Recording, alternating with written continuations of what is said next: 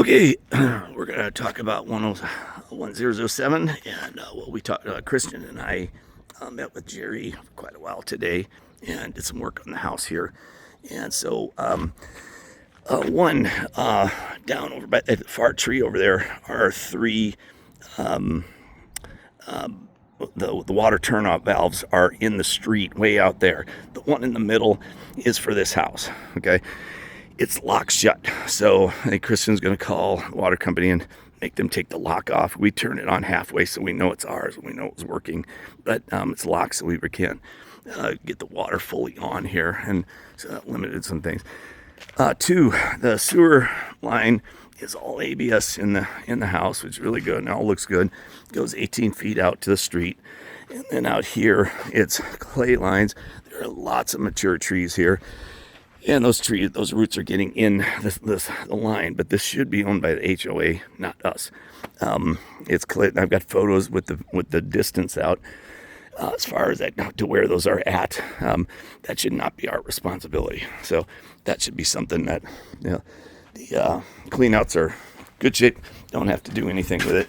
These are the two cleanouts right here. This one sweeps under the house. This one sweeps in the house. I will send a video to y'all. This is the Omni Seal that's going to go on the roof once we get the permits or get the inspections passed on it. So the roof will be the biggest priority once all the permitting is done.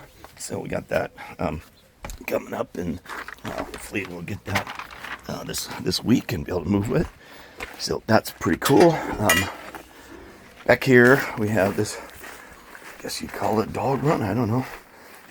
Anyway, and this is off, so this all needs to be relabeled. All this needs to be redone. I'm asking Jerry to have the. There's a lot of most of this is single wire aluminum, unfortunately. So we probably do have to replace a lot of that. But I want to talk to him about how we're going to do that, and try to figure out some ways to be cost effective with it. Because that is definitely aluminum in there. That single wire stuff. This is braided, and you can see some braided down here, which is fine. But the single wire is not really okay. So anyway, these are very old and not what you're supposed to use. So now we've got some cracks will be patched up with a type of elastomer that's designed for this stuff. The parts on the actual outer wall are the worst. Let me get through here without falling on my head. Okay, like this part right here. So we'll get that fixed back up, and then this wall. So all of this will basically be sealed back up. There's a couple that are in that paint, but it's all going to be hydrojetted or blasted off, power sprayed, and then the textured again to similar to what we have already to be cost effective, and all of those cracks will be filled in so you won't be able to see any of it. So this is an odd feature, but it's structural, so we got to have it. Can't really get rid of it. It's what's weird is that the window behind it is wider than the hole. So, but it's okay. In this piece of wood is actually fine when you get back to the house. We're just gonna cut it off flush, and it'll be fine, and it'll look pretty similar to some of the other stuff. Just won't have this cut out piece on it, but that's not gonna be a big deal. We'll have new doors on here, new windows. Coming across here, we may have to raise the windows up a little bit on this. They probably won't go floor to ceiling, but that's okay too. They'll still be nice big windows. That wood down here is the wood that's going to go up to replace the box up here. So they've got that ready to go. The trees will be trimmed out. These all be trimmed back, looking good. We'll get rid of all the junk on Monday. They're bringing back, and they'll get rid of all this old plywood and stuff, and clean the whole place. That's a big priority for them. So end of Monday, this place should look really good out here. All the junk will be gone. So we got all that happen. There's lots of nails. I asked him to come back and sweep the place with a magnet again to get rid of those nails because I got 4 of them in my shoes today. This is the giant mesquite tree that was cut down. We filled Christian's car with some of it, and the guy, we ended up getting a good deal because this apparently was a terrible amount of work. He said he went through 4 chains and 2 chain saws to get this thing cut up. And the guy who helped him said that they should have charged 3 times as much. And he also gave a discount because he's going to haul this stuff off and keep it for his, so he can burn it because it's mesquite. So that's good for him, and we got a deal on that apparently. So I was going to try to power wash the wall, but it's just got too much brush up against it and stuff. So there's just too much stuff out here to do that. Oh, and I can't get the water working. So the water's locked. So Kristen's going to call on that and get that lock removed, I believe. I think Christian and Brown have a plan for these cabinets, so we're saving those. I don't know what's going to happen with this fridge, but anyway, the rest of this stuff will get tossed out and removed. And now on this master bedroom right here, Christian and I both came up with the same idea at different times. Now that the mesquite tree's gone, it's a great view back here. It's fabulous, and you look right out the window and you see it. So we think we should put a slider on here, and so you just walk straight out. And then if you were out and you had your own, I don't know, hot tub or something like that, you walk right in your bedroom around the corner into the bathroom. Yeah, and that'll be a smart thing to do, I think. So all this will be consistent with like all these little cracks and stuff will be patched up and in good shape, so we'll get those going. You can see some of the old bus B that's been replaced on the roof. Lots of that went on. We're waiting for the permits and inspection so that we can get those put back together. The gas pack and the air conditioning all seems to work great. So I don't think that we have to do anything with that except for the venting. Okay, so there are some decisions we have to make on the venting here. There's a lot of this lower headroom in here, and we're talking about when we move this wall, we want to be able to see through here from the front all the way through the back, but it'll be lower, right? Let me see if you can see that. So it'll be lower right here, but we don't really want that. We want it to be all open. So we're going to try to work that out, but there is venting that comes out here too. So we've got some decisions to make. I was hoping that we could cut the wall or the drop here down in something even with this wall so that the AC and heat can take care of this half of the house. There's a thermostat, and then this half of the house, if we had to, perhaps we could do a mini split. Just because this ductwork is going to be super expensive to redo this if we have to do it. So that's a tough one that we got to figure out.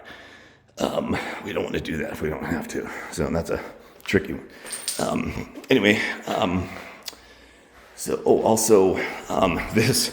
this fireplace is a beast because this is what's on behind here. So this whole thing is giant blocks of brick.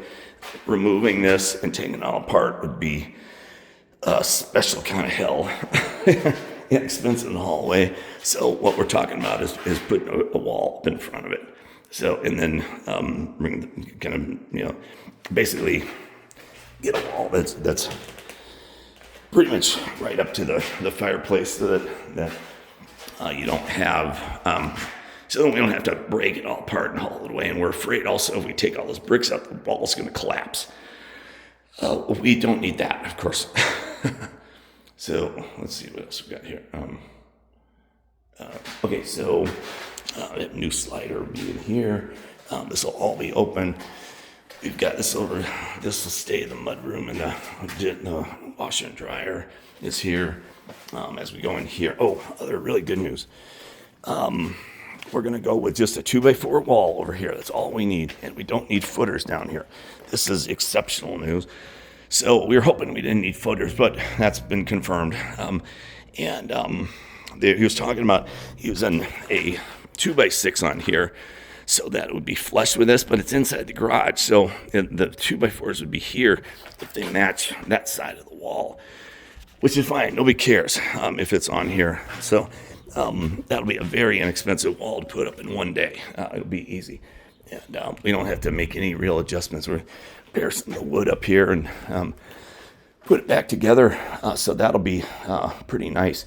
We don't have much power out here, so I'd like to see us run a couple plugs out here because I don't see any outlets whatsoever. So there'll be an opportunity to. We can pop them through the wall here though from this wash and dry room. And then in here, I think this is locked right now, but we got this extra storage closet here as well. That will still be useful. And let's see, so what else?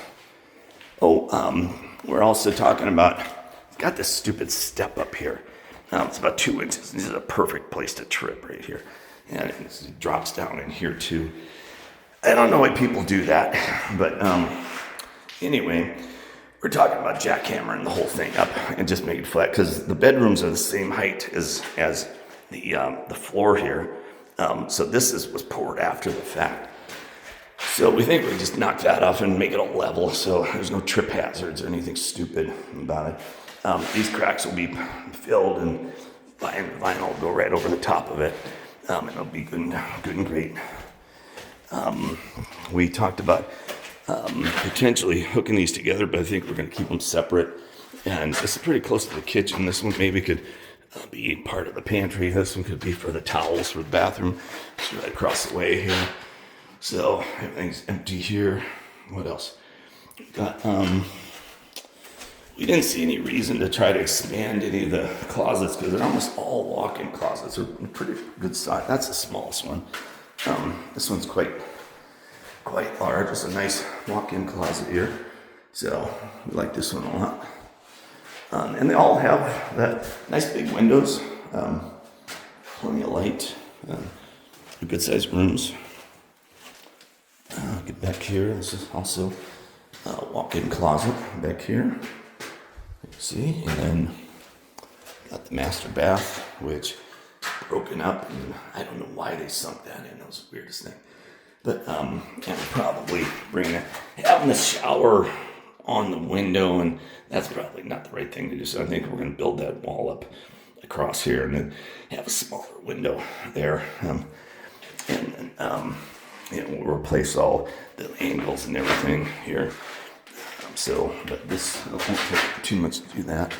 And then as this, again, you got the biggest walk-in closet for the master back here. So that one's good. And then you can see here that this would walk right out in the patio. It's got the views, the background, which is really nice. So if this door was just open, it'd be very inviting. Just walk right out there. So I think that'd be a smart thing to add in here as we go. And so those are most of the things I can think of right now. The other thing we're going to do is we talk through some of the pricing. We talk through some of the sequence, what needs to be done, which is largely contingent on the